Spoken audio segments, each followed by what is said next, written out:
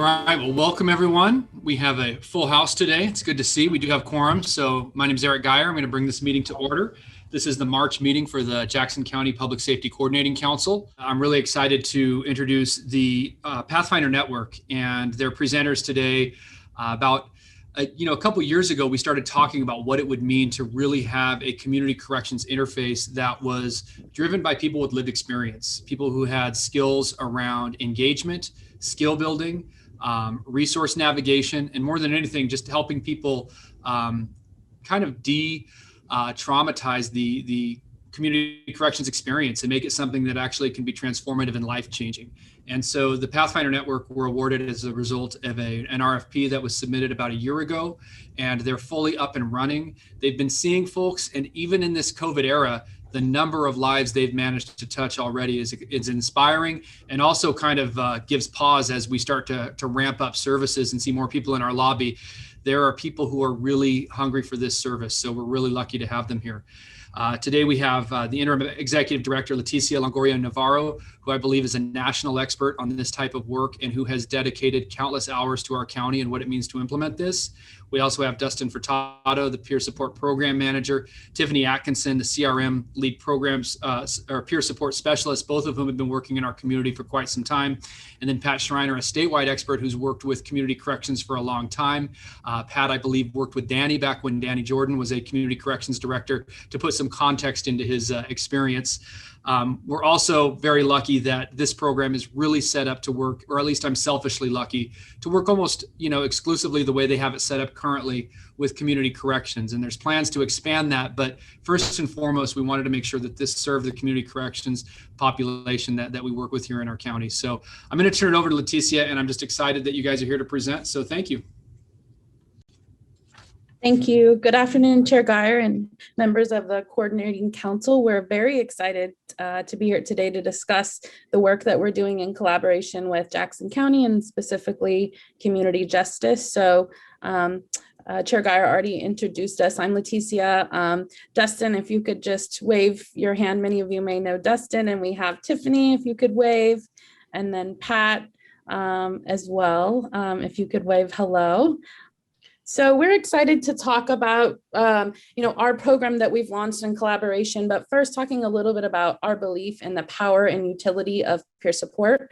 So I want to just talk globally about this first. So when we think about, engaging from a behavioral health perspective and partnering with our community safety partners, we think about what do we know leads to success when we have goals like behavior change and helping people, change their lives in ways that lead to things like civic engagement and self-actualization, long-term wellness.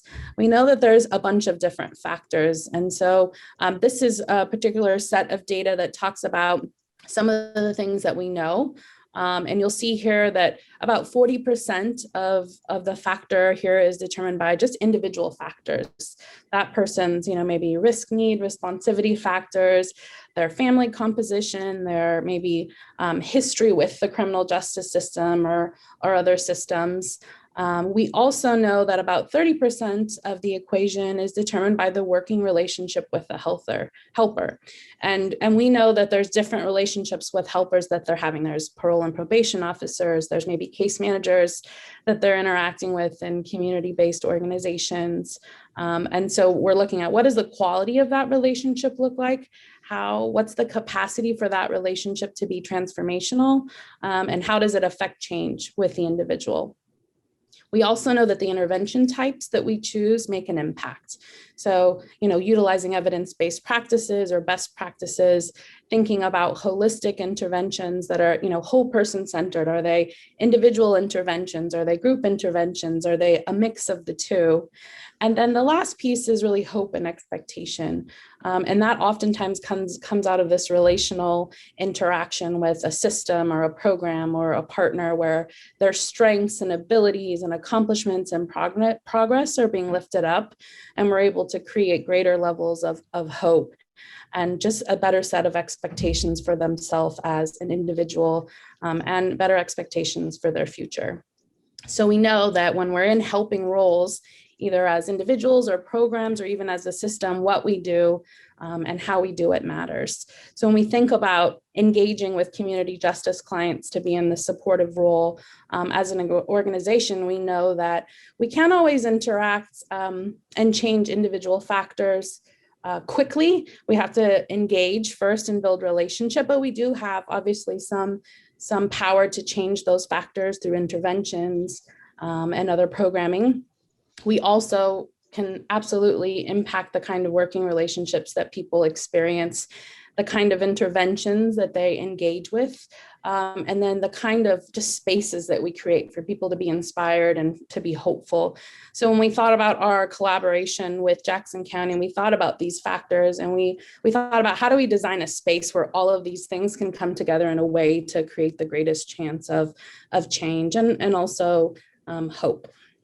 So given that background, the other piece that we're pulling in here are just some quotes from folks that we've worked with about their experience with peer support. So this was from Melody, and she said, "Because of peer support, I am alive." So from, this, what's the definition of peer support? Everybody has their own definition and how they see it fit within the larger system, right, of behavioral health or criminal justice.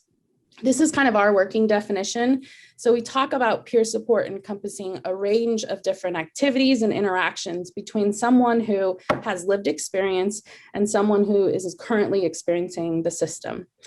This mutuality is created. We oftentimes call it peerness between the helper and the person being supported that really promotes things like connection and hope and really just fosters change.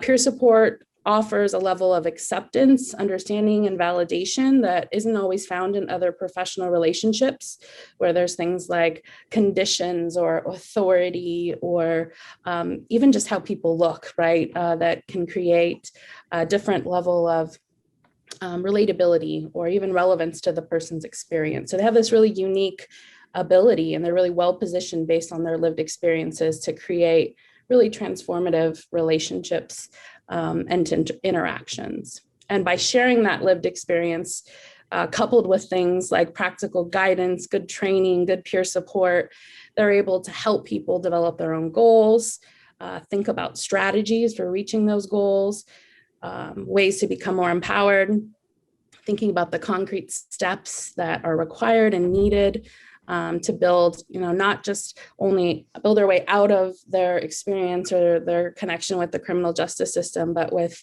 building more fulfilling, self-determined lives that are able to be self-directed moving forward. So this is our kind of working definition, this really unique relationship where we take the best experiences that people have had themselves with the criminal justice system, couple it with training and support, collaboration with the system and other important partners, and then walking alongside peers in the system to be able to accomplish these goals, behavior change goals, personal goals that they have. So some of, Steve, yes, of course. This is a quote from Steve. Steve said, "When I need someone to walk beside me, peer support was there." So if I were to define some of the bullet points of what a peer support role looks like, here are some of the, I think, most important. One, first and foremost, is inspiring hope that people like them can change, that they can recover, and that they can have similar experiences than with a peer support individual that they're working with. They walk alongside people on their journey towards change or recovery or whatever goal they may have. They help dispel myths and break down barriers with their experience with the system, but also just with about anything that they're navigating in their transition or in their experience with criminal justice or other systems. They share information and link people to tools and resources. So these are the folks that know exactly where to go when you need to get, a pair of boots or sign up for housing. They know because they've had that experience. They've navigated those resources themselves. They support people in identifying goals, figuring out what their hopes and dreams are, their plans for how to reach those goals, and really a roadmap for the way forward. And not just a roadmap for completing supervision, but even beyond that, how not to come back to the system, and the other things that they want to be parents, members of sports teams, all those other things that might be important and healthy as they, engage in the world moving forward in their life. And then another important thing that they do is they collaborate with system partners. So they're collaborating with POs, mental health providers, case managers, housing professionals to really wrap around peers and support them. When we think about peer support in a long term, if we've stretched the game out a little bit, right, we move from just sometimes looking at what's right ahead of us to looking at, and beyond kind of like what are the symptoms that we want to mitigate or eliminate, or what are the challenges or barriers, but how do we help them get to a place of self-actualization, of being engaged in the community, having civic engagement even, and overall just wellness and well-being. So these are some of the core components of what we like to see happening in this peer relationship that can be so transformational.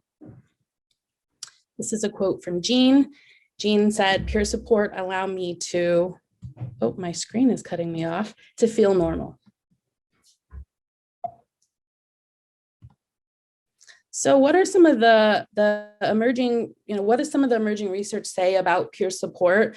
I'm going to present just some research and outcomes that talk about peer support across a bunch of different settings. So we have seen peer support obviously in criminal justice settings, mental health settings, hospital settings, all different kinds of settings. So there's some mixed outcomes here in terms of where these show up, but the literature is pretty clear that these are general outcomes for peer support relationships and impacts. So as a result of engaging in peer support relationships, we see peers experiencing things like increased self-esteem and confidence, increased sense of control and ability to bring out changes in their life, feeling more empowered and reporting that on things like surveys and scales, an increased sense that treatment is responsive and inclusive to their needs. So their perceptions and attitudes and ideas about treatment changing and being more positive. We also see an increased sense of hope and inspiration, which we know is really important to change and recovery processes. We see increased empathy and acceptance in the community, but also amongst each other and in the peer support relationship and other helping relationships, as well as increased engagement in self-care and wellness. So people are moving beyond like criminogenic risk factors, which are really important, but to also looking at, what are the wellness things that I'm going to integrate in my life to keep myself and my family healthy and thriving. Increased social support and social functioning. So, being able to identify the social skills that they use in situations that are troublesome or risky for them, and being able to navigate social situations more effectively, engage in their world and communicate the community more effectively. Here's some others. Let's see what else we have here. Decreased psychotic symptoms, reduced hospital admission rates and longer community tenure. So less occurrences of hospital admission, decreased substance use and depression, improved relationship with treatment providers, increased treatment retention, increased satisfaction with overall treatment experience. So we see a lot of just differences in the way that people experience treatment, specifically when peer support is a part of the equation. Improved access to social supports. So just connecting to communities that are supportive, activities that are supportive, places to go that are supportive and encouraging. Greater housing stability, decreased criminal justice involvement, decreased emergency service utilization, reduced relapse rates, reduced rehospitalization rates, right? And these are just naming a few, some of the outcomes that stick out in the research and literature that's available. So we know that it's just really important, a part of our work as criminal justice stakeholders. And it just has the ability to be so transformational. And some of the rest of my team will talk about what that actually looks like in action. So all of these things considered, this new partnership that we have with Jackson County Community Justice has resulted in us launching a new program, the Resilience and Recovery Project. And before I talk about that, I want to read Karina's quote. Karina said, "When I saw that other people recover, it gave me hope that I could too." So I'm so excited to talk about it. I started talking about it before the slide came up. So our partnership in developing the Resilience and Recovery Project, which is a peer support program for justice-involved individuals, and currently engaging with Jackson County Community Justice.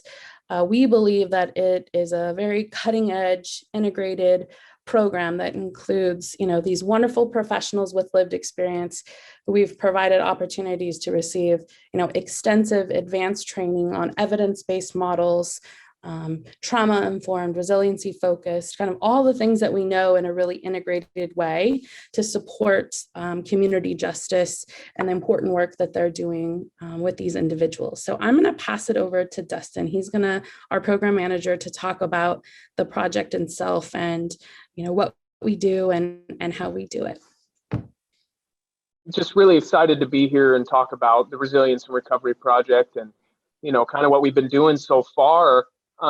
It's been an experience. We've been going for about 4 weeks now, and we've done an extensive training before that with our new staff, and gosh, the response has just been amazing, and getting to work with the justice involved individuals right now, and watch the team work is an amazing thing.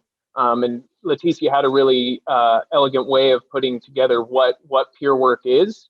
But we're going to talk a little bit about the work that we specifically do here.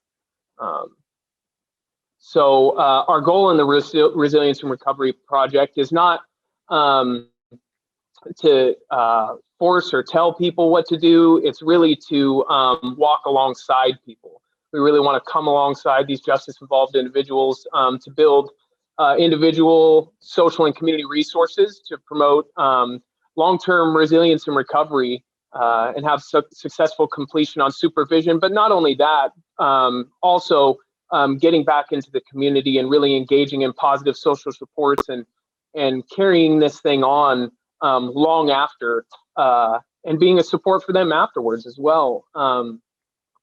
We have a lot of peers with lived experience. Everyone on our team has lived experience in the criminal justice system, and we engage participants in really goal-oriented collaborative relationship.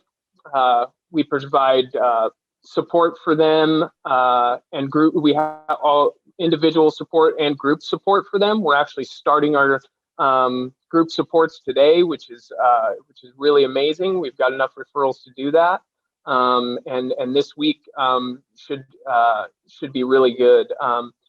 So we work together to reinforce successes and build self-efficacy, hope, and resilience. Whether it's a one-time service or a short or long-term service, we really. I heard the last presenter talk about the strengths-based approach that Juvenile is using, and we really use that strengths-based approach to let people dictate what their goals are and how we can support them to get there. So we have a number of different types of supports at the R&R project. We have ongoing wraparound for basically medium to high risk individuals. And it's more of the high needs, need connection with resources, really need a big wraparound support. And we do that. Each of our peers carries a caseload of 15. But we also have drop-in services where anybody on parole and probation can come in if they might have just one thing that they're looking for. Hey, I want to get into an Oxford house. Hey, tell me more about the groups that you have. We have drop-in services for those people, so they can get engaged with us regardless of what the risk level is, and have more positive outcomes. We also have support out at the transition center, which I'm really excited about. We get to go out there in the evenings and In the first few weeks here, we've just been going out and building relationships and mingling with people and getting to know the staff, and really just talking to people about what they want to do with their life. And ongoing, we're going to have those group supports with these really great evidence-based curriculums that LaTessa was talking about, that people can engage in out at the transition center. So it's a really awesome opportunity to be out there. And we have basic needs support. We have some money in our grant for incentives for clients, and just to help support their basic needs to get going in life. So services for the participants are, we have cognitive groups, talked about that a little bit.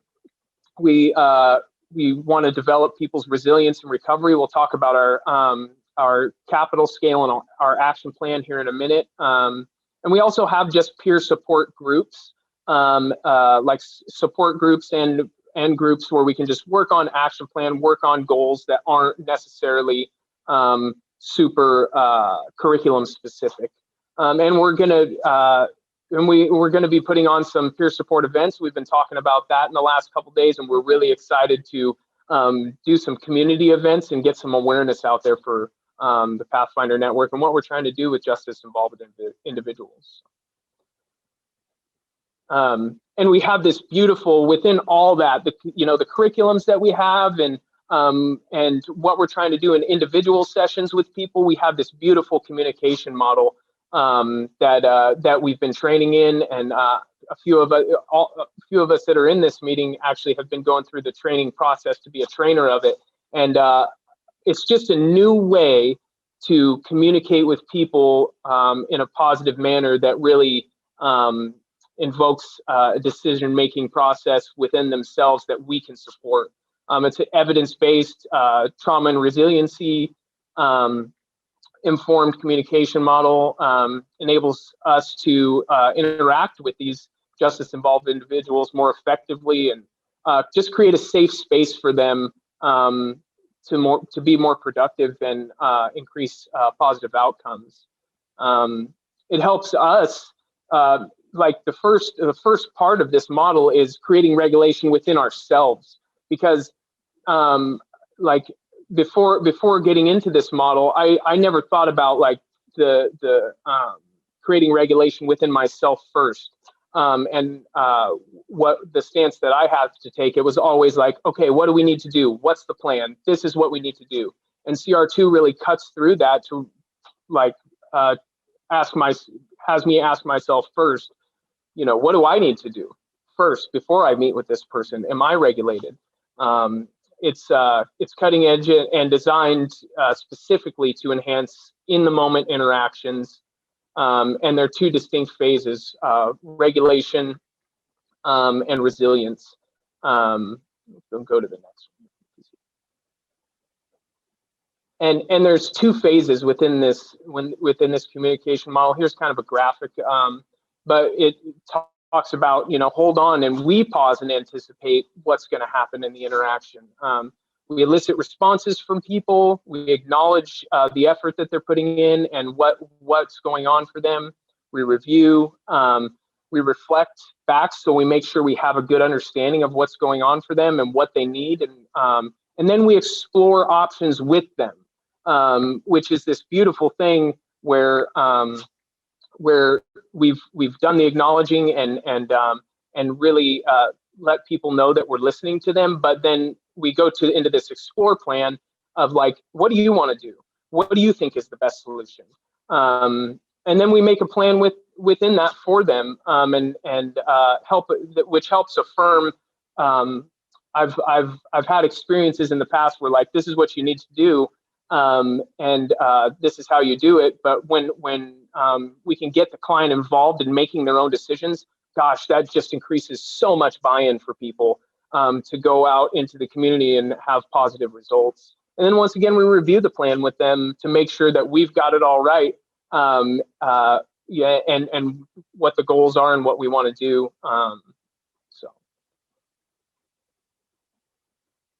And this is kind of our process through supporting change. We have this this flow chart here that really is the process within everything that we do. We begin, we clarify our role, we have our assessment tool, which is our capital scale. We normalize that experience with these people through our lived experience, because once again, we are just former justice involved individuals working with justice involved individuals. And that's a huge thing. And we use our behavioral practices and our incentive funds to help promote that. Or we go to our action plan next, and we start, that's kind of our service planning tool. If you come from the A&D world, I think of it like the R&R capital scales, the assessment and the action plan is our service plan. Then we go out and have resources and resources and referrals with the community, and we really we talk about meeting people where they're at a lot in this field. And the cool thing about what we do at the R&R project is we don't just meet them where they're at emotionally, but we meet them where they're at physically. We're stationed here within the community justice office, but for me, being a former person on probation, it wasn't always the place that I wanted to be. And so we have the ability to go out and meet people within the community and take them to these resources to get them connected one-on-one, which is a really awesome thing.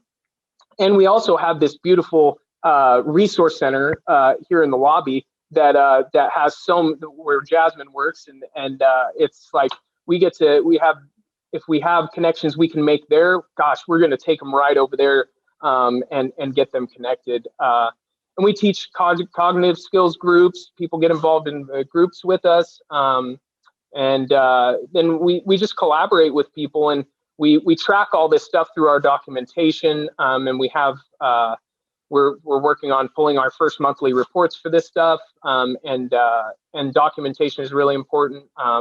We review progress, and then we will assess the impact, and then we have at the end we have another capital scale that we do that can say where has somebody improved in their recovery capital, where have we helped them, and then we have an ending, and it's up to, and there's no real limit on times of caseloads. We reassess until that person has what they need to move on and go engage in the community. This is just an example of our capital scale. And it's really what our capital scale does for us is it just gives us an idea of what where the person's at right now, and identifies their strengths and their recovery capital and what they have to work with right now. And we're really about identifying strengths and how can we use those strengths in order to increase their recovery capital, increase those lower numbers that they might have within the capital scale to increase their success. And then we have our action plan after that, which really is to set goals and figure out what from the capital scale, like what resources do we need to engage in within the community in order to get the goals in the action plan met. And it's a really amazing tool. It's really simplified, isn't overwhelming for people most of the time. And it's really a beautiful tool that we can work with people, that they can identify their strengths and move to the next step and really start planning for their success and recovery. And this is a quote from Lisa. Peer support has been there for me no matter what, and now I'm able to help others.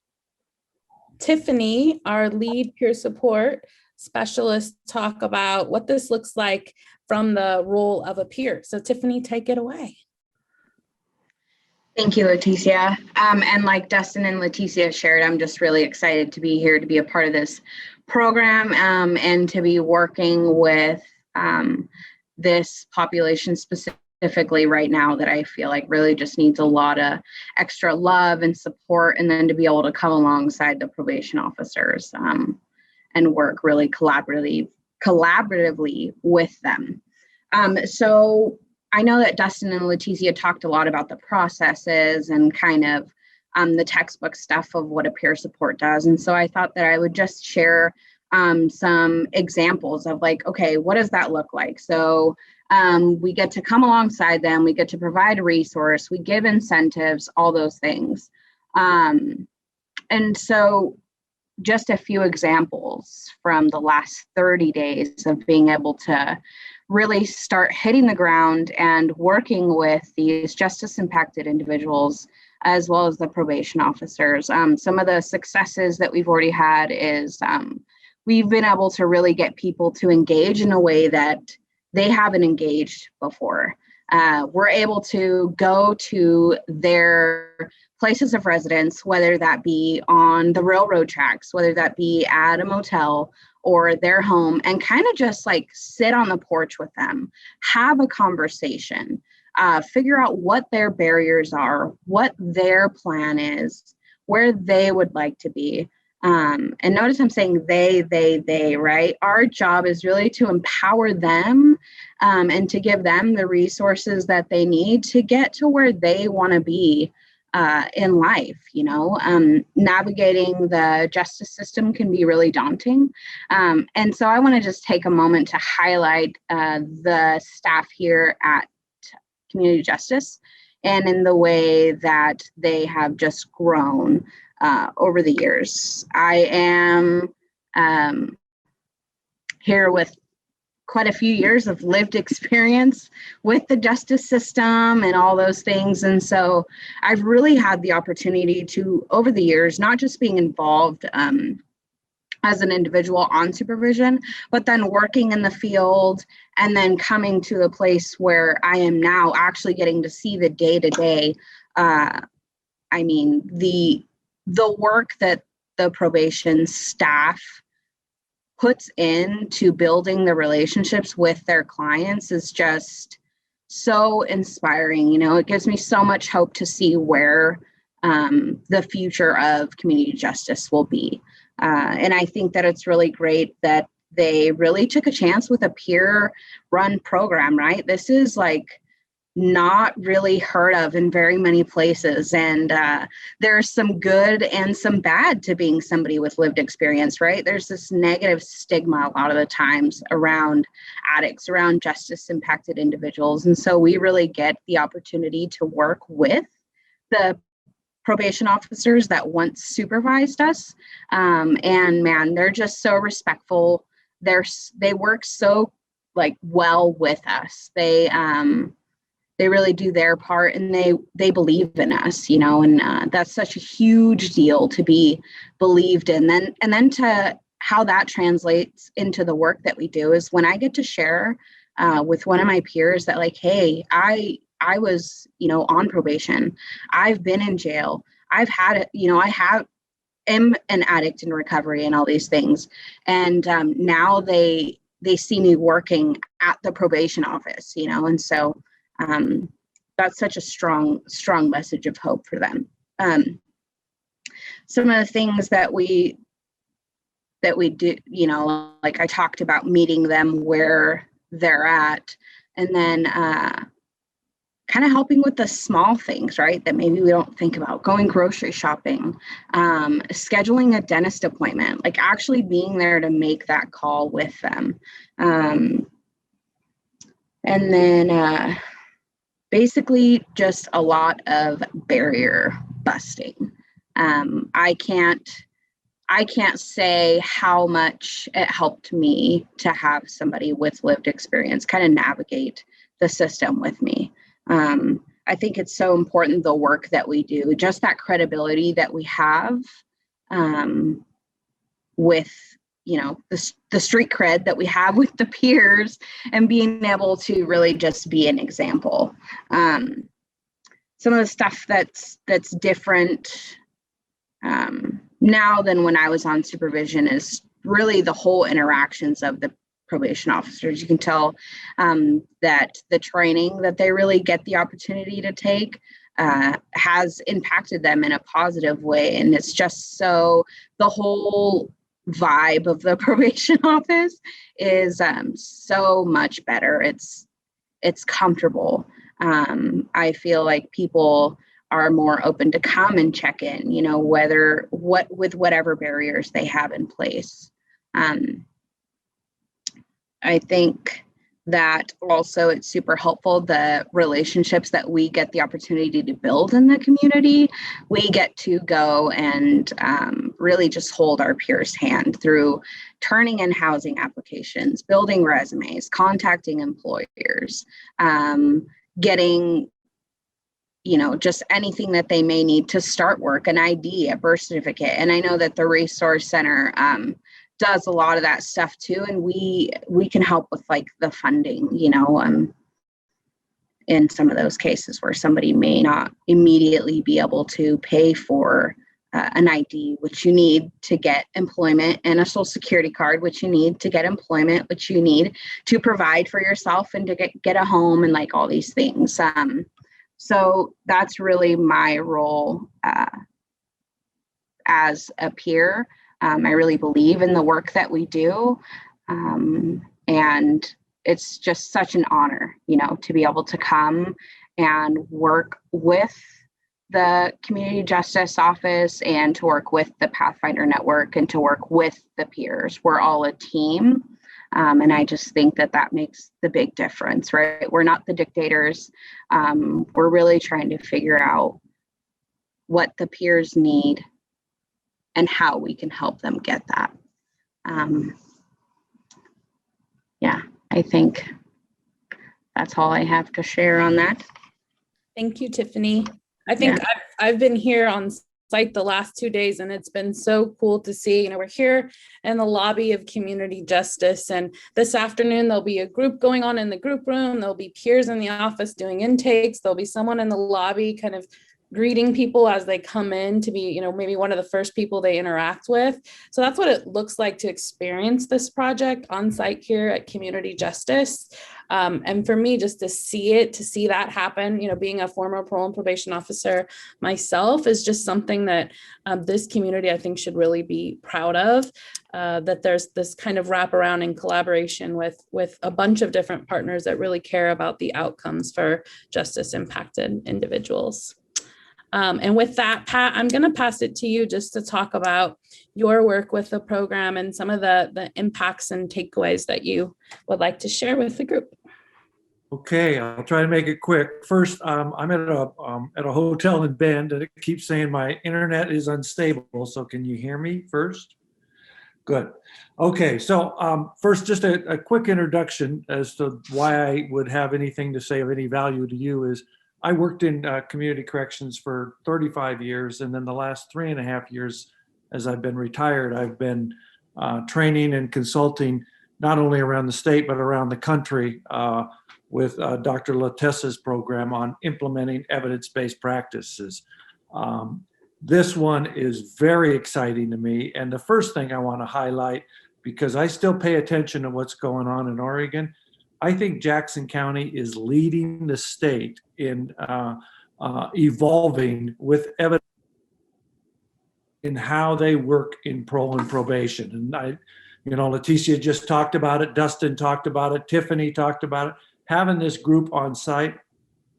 But I was down there a couple of weeks ago and it blew me away. Even the waiting room, Eric, just is so inviting. All those televisions with people talking about how you can make changes. And so I think they are leading the state and changing the culture and improving the collaboration. And obviously with the peer mentors, that's exactly what this is about. But that collaboration between the POs and the peer mentors is so important, and increases accountability. And with that accountability, it reduces recidivism, improves public safety. And I'd like to take just a couple more minutes if that slide 18 that Dustin was going through, that the process. And I just want to highlight a couple things out of that from my experience, and then I'll close out because I know you need time for questions. I can remember about 7-8 years ago, Dr. LaTessa was out visiting with us in Portland, Oregon, and we were talking about peer mentors. And LaTessa challenged us. He said, well, That's great, but you can't just hire a friend. You can't just bring somebody on to be a friend. What are they actually doing with them? And when you look at the evolution of peer support and the research base that LaTessa highlighted some of that at the beginning of this presentation, the peer support group is continuing to grow and use evidence and research on how they work with people. Then you take what we know is effective in working in correctional supervision, those evidence-based practices. All of these peer support folks in Jackson County have been trained in these pieces. And now what you see is, when you look at that beginning, role clarification, normative feedback, those things the POs already do. And now we go to behavioral practices, reinforcement, disapproval, which are so powerful in motivating people to change behavior, especially when you have a positive relationship. Guess what? The POs and the peer support people are both doing that, and they're doing it together in collaboration. And then if you get to those if afterwards, then you can start teaching cognitive behavioral skills. Teach people to think differently and to make better choices in risky situations. And that's the other piece that the POs and the peers are doing. And I wanted to highlight that because I've had a lot of experience teaching POs cognitive behavioral skills, but what we didn't have was this creating regulation and resilience, which is what the peers are using. And very often what happened is the PO would teach it, the client would receive it, but neither was ready. The client wasn't regulated. They might have been emotionally upset. They might have been a little bit under the influence. But what would happen was we would force the intervention because we didn't know enough. And so with the evolution of learning, now these peers are actually relationship first, getting people ready to learn, and then they're teaching the skills. So I'm very excited about this program. As soon as I saw this, I went, I wish we would have had this 7 years ago when we started teaching officers to use cognitive behavioral skills. It's kind of a missing piece. And the last thing I want to close with is I've worked in other jurisdictions, and when I spent 3 days with the peer mentors in Jackson County, you guys have hired some outstanding people. These are some of the most empathic, relatable, and they are just, and they work well with the POs.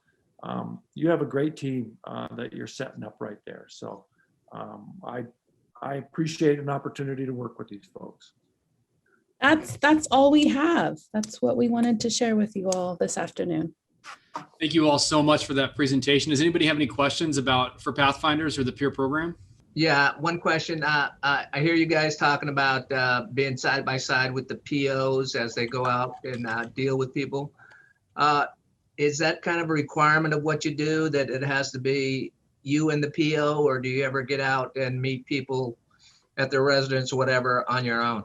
Most of the work that we're doing out in the community is on our own. I think what Tiffany was lifting up is that we can help if there's situations out in the community that aren't happening in the office. We can just be another supportive person that might be able to say it differently or propose it in a different way. But most of the work that the peers are doing is out in the community, on their own. Thank you. All right. Well, that was a jam-packed agenda. I want to thank Pathfinder Network for all presenting. We'll get back together next month, but thank you all for attending today.